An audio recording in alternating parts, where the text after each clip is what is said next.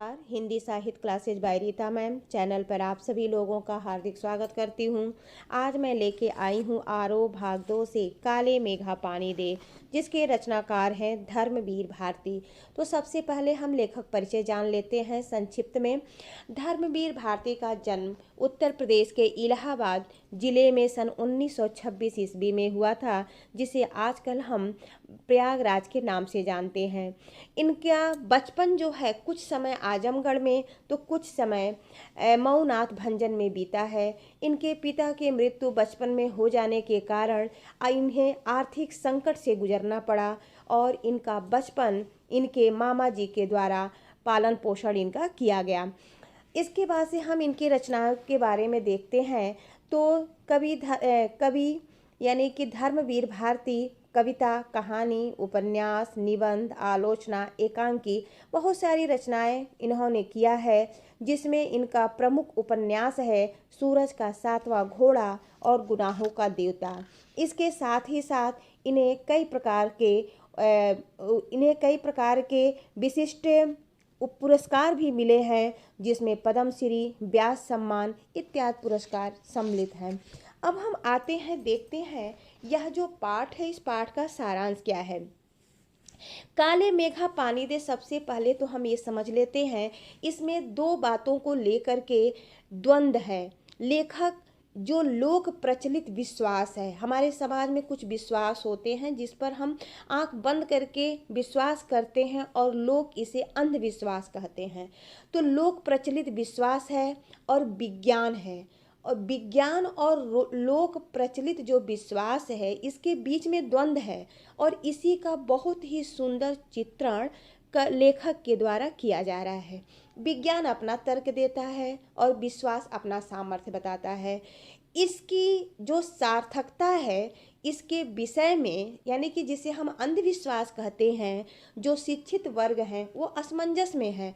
वह न इसे स्वीकार कर पाते हैं न इसे अस्वीकार कर पा रहे हैं। तो उसका बहुत ही सुंदर चित्रण लेखक जो हैं इसे पाठ में करते हैं। कहते हैं आषाढ़ का पहला पखवाड़ा जो है वो बीत चुका है। खेती और अन्य कार्यों के लिए जिस पानी की आवश्यकता होती है पानी नहीं मिल रहा है। पानी का चुनौती बना हुआ है। विज्ञान यदि इस चुनौती का निराकरण नहीं कर पाता है तो हमारा जो भारतीय समाज है वह भारतीय समाज जुगाड़ू समाज है। वह किसी न किसी जुगाड़ में लग जाता है और हर कीमत पर जीवित रहना चाहता है और जीने के लिए कोई न कोई उपाय खोज लेता है। पाठ का शुरुआत लेखक ऐसे करते हैं, कहते हैं कि आषाढ़ का जो महीना यानी कि पखवाड़ा यानी कि 15 दिन बीत गए हैं। लोग प्रतीक्षा कर रहे हैं। प्रतीक्षा करते करते लोगों की हालत खराब हो गई है और गांव में नंग धड़ंग किशोर जो हैं जिनकी उम्र 10 से 12 साल की है, वह जंघिया और लंगोटी पहन करके जय गंगा मैया की जय बोलते हुए गलियों में चलते हैं। और यह जब जयकारा शुरू होता है तो लड़कियां और स्त्रियां जो हैं वह बरजों से झांकने लगती है, छज्जों से झांकने लगती है। तो हमारे समाज के कुछ लोग इसे इंद्र सेना कहते हैं और कुछ लोग इसे मेढक मंडली कहते हैं। अर्थात जो विश्वास को मानता है वह इन्हें इंद्र सेना कहता है, और जो नहीं मानता है, पढ़े लिखे लोग हैं, वह इन बच्चों की टोलियों को मेढक मंडली कह करके पुकारते हैं। और इन बच्चों का क्या नारा होता है, कहते हैं काले मेघा पानी दे गुड़धानी दे, गगरी फूटी बैल पियासा काले मेघा पानी दे।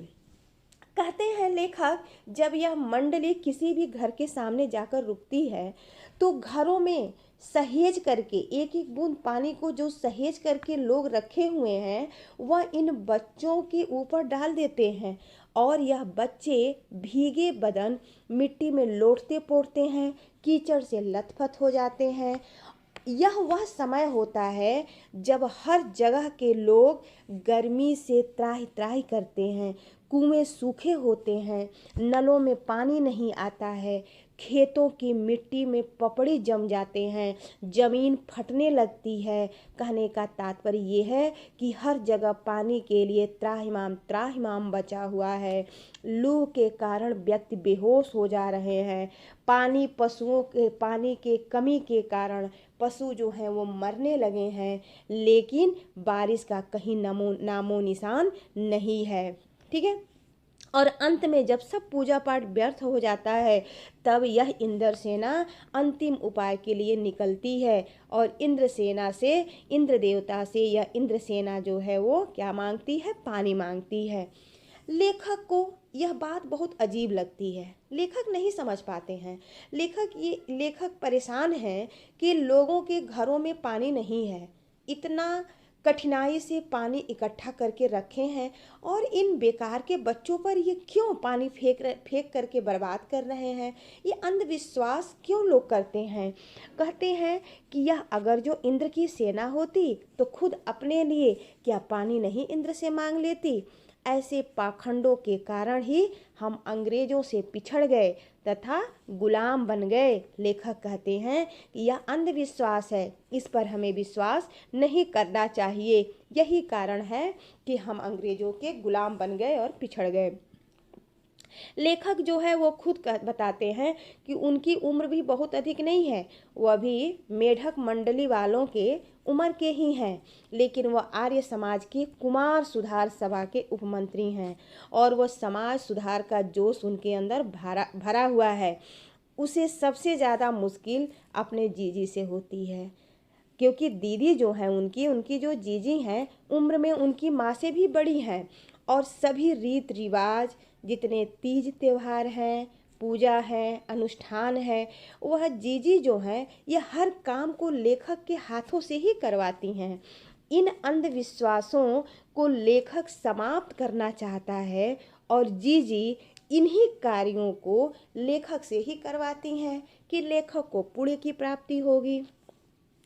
और यहाँ पर भी जीजी जो हैं इंद्र सेना पर लेखक से ही पानी फेंकने को कहती हैं। यह काम भी लेखक से ही करवाना चाहती हैं, लेकिन लेखक साफ मना कर दिए। कहते हैं कि नहीं नहीं जीजी, मुझे नहीं फेंकना है इन पर पानी, मुझे इन अंधविश्वासों पर विश्वास नहीं है।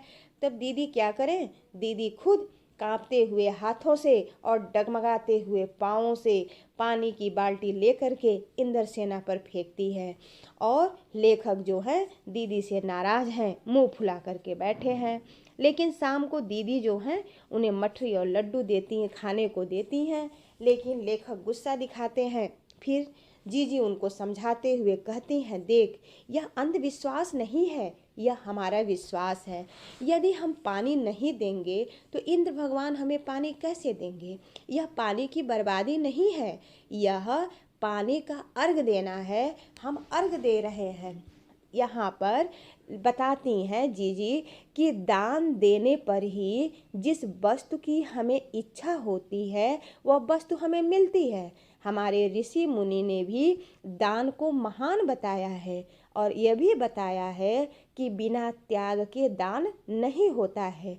अगर मान लो तुम करोड़पति हो और करोड़पति अपने रुपए में से 2-4 रुपए किसी को दान दे दे, तो क्या वह त्याग होता है? अर्थात वह त्याग नहीं कहा जाएगा। त्याग तो वह होता है जो अपनी जरूरत की चीज़ों को जन कल्याण के लिए दे दे। अर्थात ऐसा दान का फल मिलता है जो समाज कल्याण के लिए हो, जन कल्याण के लिए बनाया गया हो। लेखक जो हैं जीजी के तर्क से हार चुके हैं, पस्त हो चुके हैं, लेकिन फिर भी अपने जिद पर अड़े हुए हैं। फिर दीदी समझाते हुए कहती हैं, सुनो, किसान को जानते हो, किसान 30 से 40 मन गेहूं उगाने के लिए 5-6 सेर गेहूं पहले बोता है, बोने के बाद उसे फसल मिलता है। तो इसी तरह से हम भी अपने घर के पानी का बुआई कर रहे हैं, और यह जो हम पानी की बुआई कर रहे हैं यह पानी बादलों के रूप में हमारे शहर में, कस्बों में, गांव में फसल के रूप में आएगी। हम बीज बनाकर पानी देते हैं, फिर काले मेघा पानी मांगते हैं। ऋषि मुनियों ने भी यह कहा है कि जिन चीज़ों की हमें आवश्यकता होती है पहले हमें दान करना चाहिए, तब हमें वह देवता जो है चौगुना उसका वापस करते हैं, लौटाते हैं। यह आदमी का आचरण है जिससे सबका आचरण बनता है, ठीक है। और इसलिए कहा गया है कि यथा राजा तथा प्रजा।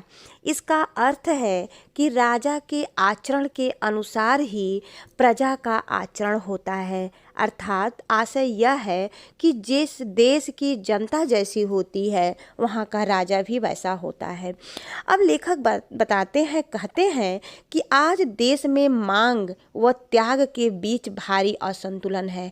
हर व्यक्ति आज अपने अधिकारों का, अपने सुविधाओं का मांग करता है, परंतु त्याग के नाम पर वह कहीं नहीं है। हर व्यक्ति जो है वह स्वार्थी हो गया है। कहते हैं कि अगर हम किसी भ्रष्ट व्यक्ति के ऊपर टिप्पणी करते हैं उसके आचरण पर, तो सबसे पहले हमें यह जानना या अपने आप को जांचना जरूरी है कि क्या हम अपने स्तर पर सही हैं, क्या कहीं पर हम खुद भ्रष्टाचार के अंग तो नहीं हैं। इसका अर्थ यह है कि देश में आम आदमी की दशा सुधारने के लिए योजनाएं तो बन रही हैं, खर्च तो हो रहा है, परंतु भ्रष्टाचार के कारण आम व्यक्ति को लाभ नहीं पहुंच पा रहा है। गरीब आज भी दयनीय हालत में बना हुआ है और लेखक इसीलिए लेखक कहते हैं कि हम भ्रष्टाचार की बातें तो करते हैं परंतु खुद अपनी जांच नहीं करते। काले मेघ उमड़ते हैं, पानी बरसता है, परंतु गगरी फूटी की फूटी रह जाती है, बैल प्यासे के प्यासे रह जाते हैं। अर्थात यह स्थिति कब बदलेगी यह कोई नहीं जानता। तो आज के लिए बस इतना ही।